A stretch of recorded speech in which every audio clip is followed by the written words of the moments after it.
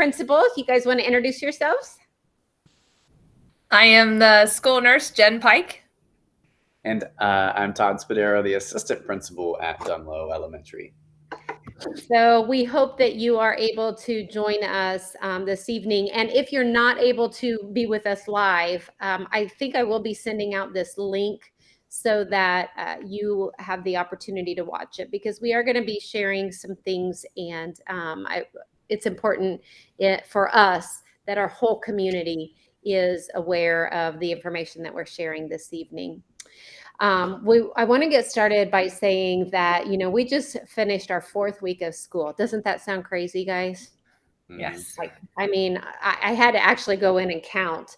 But, our first 4 weeks of school have proven to be a little bit more challenging than what we anticipated, with respect to the fact that our children have not really, several of them have not been in a school setting for a year and a half.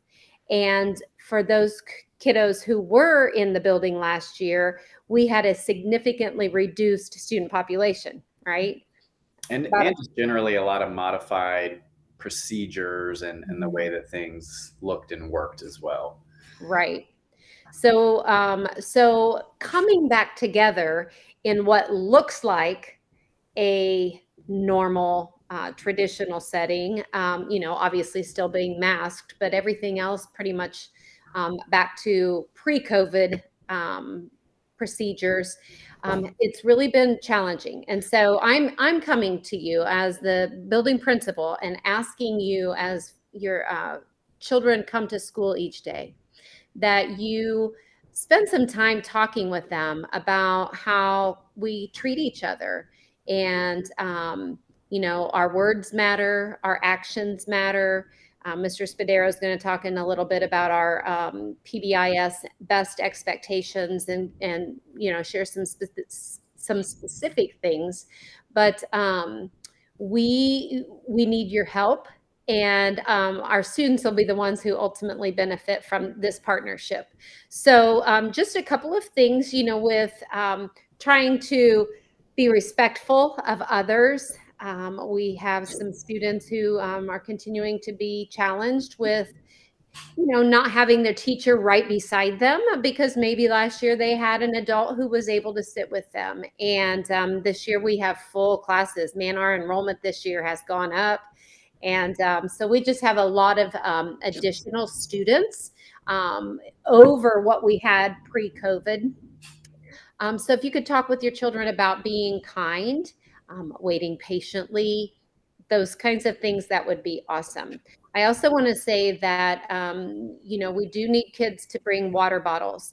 And I would encourage you to have them wear a sweatshirt, because sometimes the air conditioning does get cold, and we have some kiddos who sit and kind of shiver all day if they're sitting too much. But water bottles, and then of course the big thing, masks. And Mrs. Pike is going to talk about some of the safety protocols that we are putting in place. But we are still having a lot of children who come to school every day without having their mask on. And while we have been providing the little blue masks, we do have a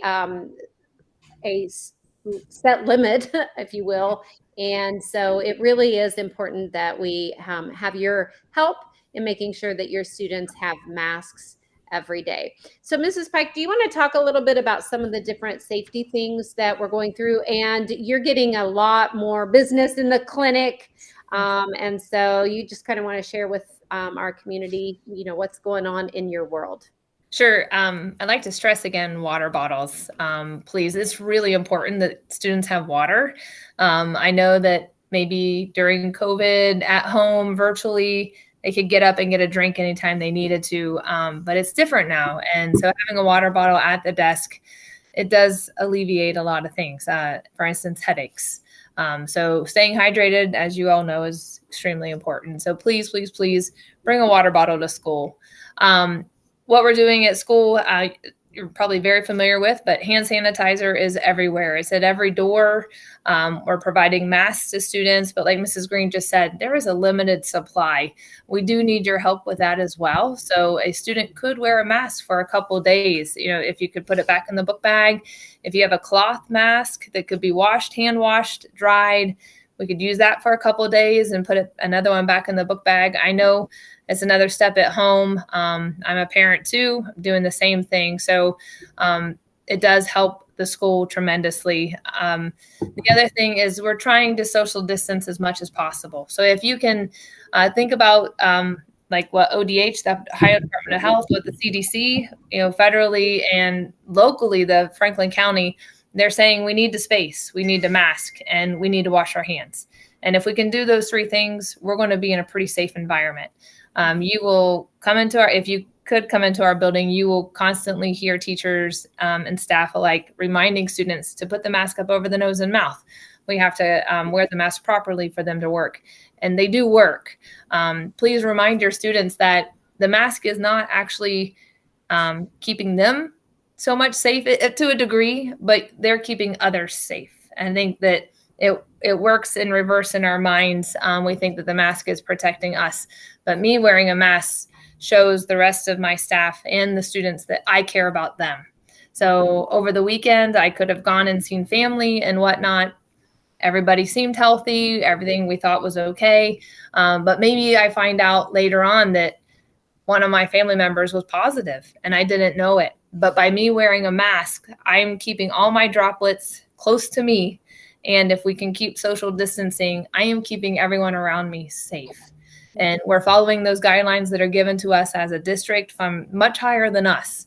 And we're enforcing them in the building. So you would be very proud of our staff, and you'd be very proud of our students. Yes.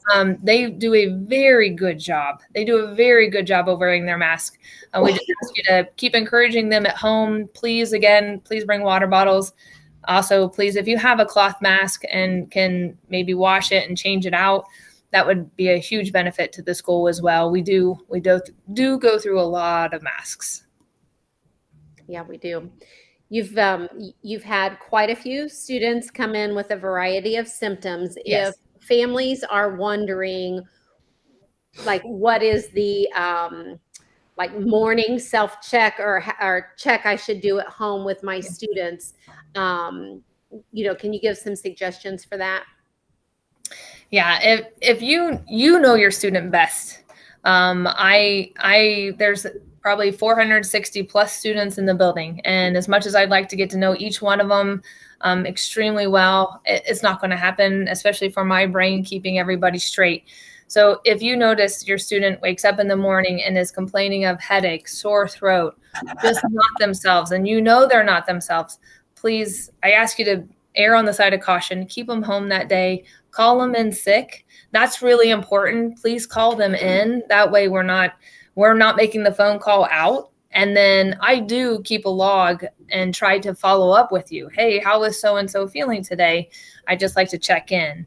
The other thing that we do provide, and some people, I'd like to think a lot of people know this, but when I make my phone calls, I'm finding out that they don't.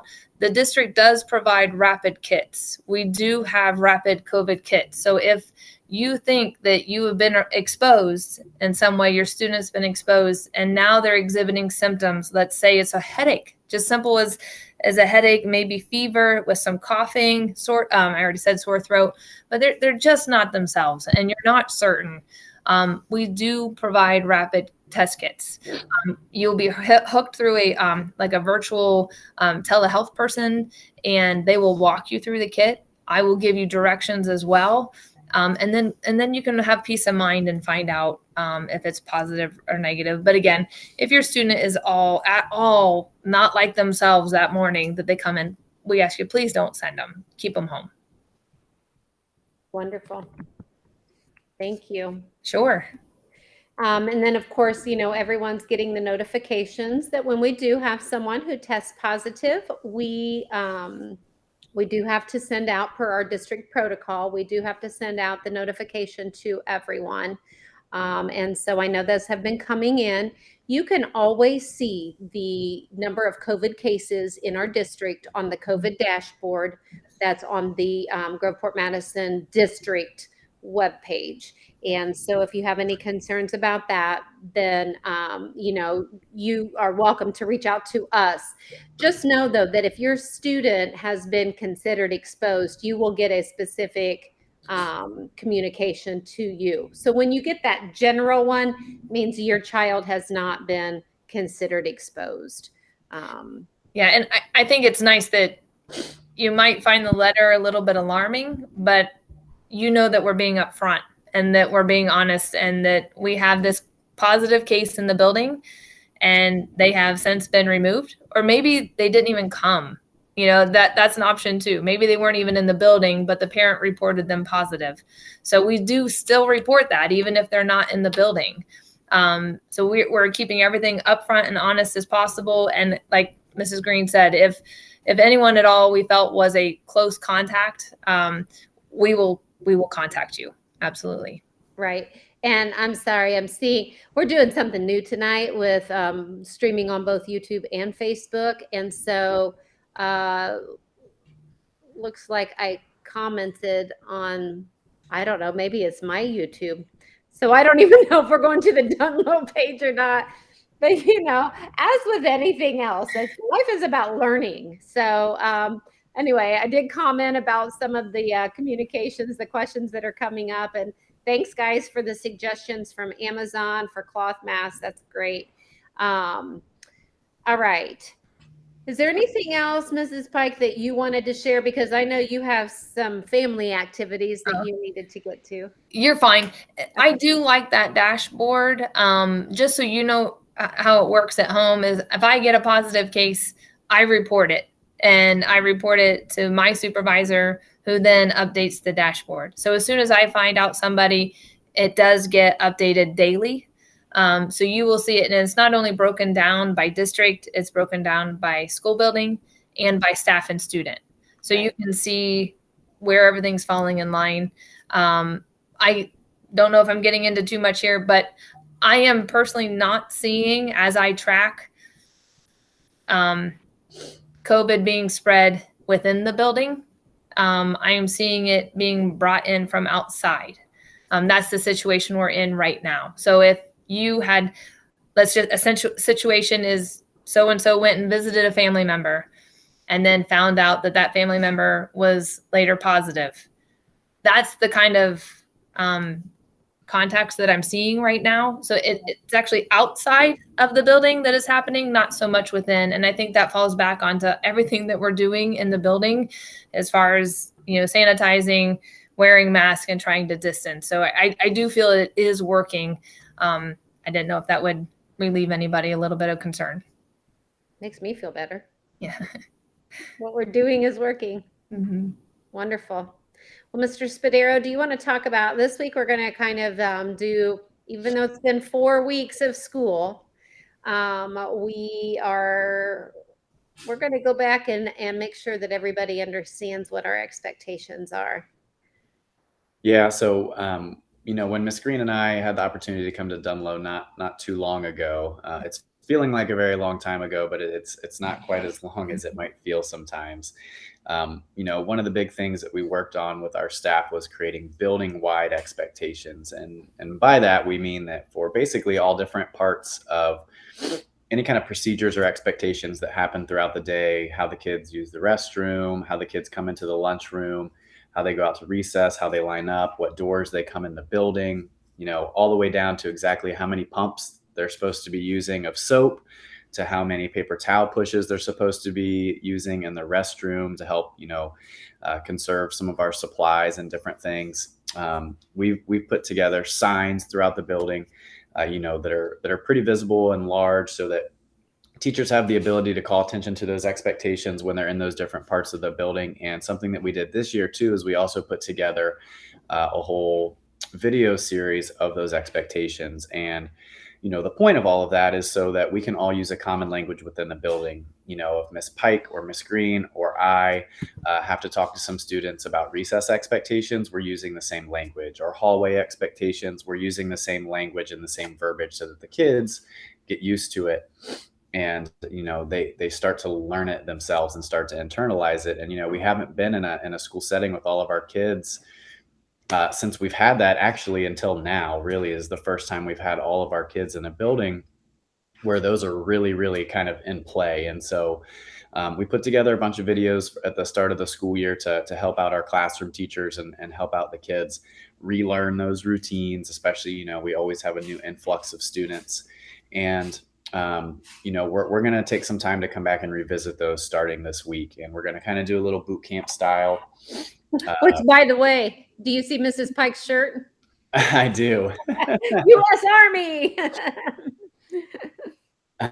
So we're going to do a little boot camp style this week and kind of focus on some of our big areas in the school: restrooms, lunch, cafeteria, hallways, etc. And I think kind of what we're finding as we're 4 weeks into the school year is that some of our kids understand the expectations and the routines, but there's still a good chunk of them that haven't been here and haven't heard that, and or are just entirely new to Dunlow, and even just hearing the word BEST and BEST is a really new concept to them. And so we're gonna kind of really narrow our focus down here this week and have some conversations with students and in the classrooms to help us kind of get back on track with that. Because we've seen some issues with our restrooms not being treated respectfully in terms of their cleanliness, with things on the floor, turning water off, a lot of different various things depending on the day. And just same outside, our kids are getting a whole lot more social interaction in unstructured times than they've had in literally 18 months or more. Because we are outside at recess with, having a class close to 30 kids versus 10 to 12, which is kind of what it would average last year. They're eating in the cafeteria together. They're not eating in their classroom. So they're getting to interact with students from other classrooms, maybe some kids they haven't seen in a while. And so, there's a lot more opportunity for social interaction between our kids. And, part of that is we're kind of relearning how to socialize with people in an appropriate way at school. And part of that is, learning how to approach and attack some of the problems we might be having with our peers, between students at all ages and all grade levels. And, that's been a big challenge. And that's something that we're really kind of asking families to, join us with, and understand that, when we have issues that arise with kids, especially if it's between a group of students or it's between multiple students, that, our job is to help them problem solve and give them the tools in the future, Right. to be able to solve those problems on their own without it escalating to something, that becomes unsafe, putting your hands on somebody else or using some words that we may regret later down the line, because we know that those types of things don't solve our problems. And a lot of times it really just makes them worse, and it turns into something that's going to happen down the road. And so, you'll see and hear a lot of times when you talk to Lori or I, or even sometimes from our school counselor, that we're doing a lot of mediation between students and trying to get to the core of some of these issues that are generating different things in our classrooms and outside during some of those social times as well. And that'll be part of our focus this week too. So, understand that. And if you can mimic any of those types of things at home and conversations, if you're hearing that your students are struggling with some peers or anything along those lines, encourage them to attack those problems in a way that allows them to solve the problem, with keeping both of the students safe and keeping them out of trouble, essentially. Two things I wanted to say about that. I just so our listeners and watchers are under that they know this. It's not just Dunlow where we're seeing these challenges. It's not just Groveport Madison where we're seeing these challenges of coming back together. That's a consistent theme that we're hearing across different districts. We're all connected to different school districts. And so, but what my hope is that because we're really advocating and asking for your help and us partnering together, that we're going to be able to get our kids to a more healthy and safe place in the way that they interact with each other, because we're working together. And then the other thing I wanted to say, oh, I already forgot it. So go ahead, Todd. You were going to say, oh, Jen. Yeah, I'm going to piggyback on there. So what I'm seeing also in the clinic is just kids being tired. And so being on a routine of getting back into getting up a little bit earlier than they're used to and putting in a full day and going home. And then maybe they catch that second wind and they stay up late. So it's one of those things is I'm seeing maybe kids are staying up till 11, 12, and then they come in with a headache and they're tired. So getting them back into a structure at home too, into a routine would definitely probably be beneficial, because I'm sure some behaviors are just from being tired and not being used to. And I have a 10-year-old as well. So he's finally getting into the swing of things, but it's been rough. I can speak personally. Yes. And we know behavior is a form of communication, and you know, sometimes that's how we're communicating and showing that we are exhausted and we are whooped. So the other day when I yelled, it was because I was tired. I'm just kidding. I didn't yell. But it happens with us. It does happen. It happens with adults and kids, you know. Same thing, you know, when we get hungry to a certain extent, those types of things happen. So, you know, we're trying to get down and figure out what are the needs of our kiddos and where some of these things are coming from, and really trying to work with them and their teachers and, you know, anybody who might be involved in situations to get that stuff ironed out. Oh, go ahead. Well, I was just going to say, and kind of going off of what you just said, our second step program that our kids are having lessons every morning during morning meetings. There are strategies in second step that help our kids learn how to regulate their own emotions and behaviors, and then how they interact with each other. So, you know, I'm excited to see that the way that kids show us what they're learning, because they're using those belly breaths or that kind of thing.